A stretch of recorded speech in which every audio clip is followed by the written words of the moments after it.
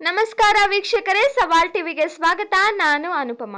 ಇಂದಿನ ನಮ್ಮ ಧಾರ್ಮಿಕ ಕಾರ್ಯಕ್ರಮಕ್ಕೆ ನಿಮಗೆಲ್ಲರಿಗೂ ಸ್ವಾಗತ. ಇಂದಿನ ವಿಷಯ ಕಳಶದ ಮಹತ್ವ. ಕಳಶ ಹಿಂದೂ ಧಾರ್ಮಿಕ ಆಚರಣೆಗಳಲ್ಲಿ ಬಹುಮುಖ್ಯವಾದ ಒಂದು ಪವಿತ್ರ ಚಿಹ್ನೆ.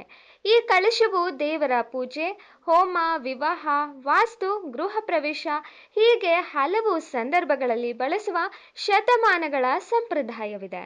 ಕಳಶ ಎಂಬುದು ಪೂಜಾ ಪಾತ್ರೆಯಾಗಿದ್ದು, ಇದು ಹಿಂದೂ ಧರ್ಮ ಮತ್ತು ಬೌದ್ಧ ಧರ್ಮಗಳಲ್ಲಿ ಅಮರತ್ವ, ಸಮೃದ್ಧಿ, ಬುದ್ಧಿವಂತಿಕೆ ಮತ್ತು ದೈವಿಕ ಆಶೀರ್ವಾದವನ್ನು ಪ್ರತಿನಿಧಿಸುತ್ತದೆ.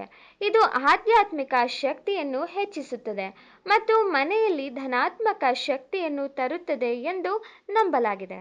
ನಮ್ಮ ಪೂರ್ವಜರ ಕಾಲದಿಂದಲೂ ಬಂದಿರುವಂತಹ ಬಹಳ ಪ್ರಾಚೀನವಾದ ಭಾರತೀಯ ಧಾರ್ಮಿಕ ಅಭ್ಯಾಸ ಎಂದರೆ ಅದು ಕಳಶ ಪೂಜೆ.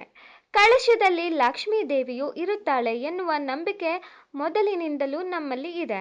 ಕೆಲವರು ಕಳಶವನ್ನು ಪ್ರತಿದಿನ ಮನೆಯಲ್ಲಿಟ್ಟು ಪೂಜಿಸಿದರೆ, ಇನ್ನು ಕೆಲವರು ಹಬ್ಬ ಹರಿದಿನಗಳಲ್ಲಿ ಮಾತ್ರ ಕಳಶವನ್ನಿಟ್ಟು ಪೂಜೆ ಮಾಡುತ್ತಾರೆ. ಹಬ್ಬದ ಆಚರಣೆಗಳ ಸಮಯದಲ್ಲಿ ಕಳಶವನ್ನು ನೀರು, ನಾಣ್ಯಗಳು, ಅಕ್ಕಿ ಅಥವಾ ಆಭರಣಗಳಿಂದ ತುಂಬಿ ನಂತರ ತಲೆ ಕೆಳಗಾದಂತೆ ತೆಂಗಿನಕಾಯಿಯನ್ನು ಮೇಲೆ ಇರಿಸಲಾಗುತ್ತದೆ.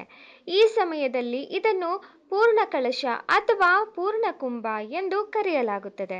ಸಾಮಾನ್ಯವಾಗಿ ಪೂರ್ಣ ಕಳಶವನ್ನು ದೇವರ ಕೋಣೆಯಲ್ಲಿ ಪ್ರತಿದಿನ ಅಥವಾ ವಿಶೇಷವಾಗಿ ಹಬ್ಬದ ಪೂಜೆಗಳಲ್ಲಿ ಇಡಲಾಗುತ್ತದೆ.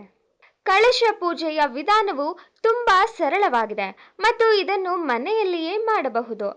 ಕಳಶದಲ್ಲಿ ದೇವತೆ ನೆಲೆಸಿರುತ್ತಾಳೆ ಎಂಬ ನಂಬಿಕೆ ಇದೆ. ಹೀಗಾಗಿ ನಮ್ಮ ಆಸೆಗಳನ್ನು ಈಡೇರಿಸಲು ದೇವತೆಯನ್ನು ಆಹ್ವಾನಿಸಿ ನಂತರ ದೇವತೆಗೆ ಪ್ರಾರ್ಥನೆ ಹಾಗೂ ಪೂಜೆಯನ್ನು ಸಲ್ಲಿಸಲಾಗುತ್ತದೆ.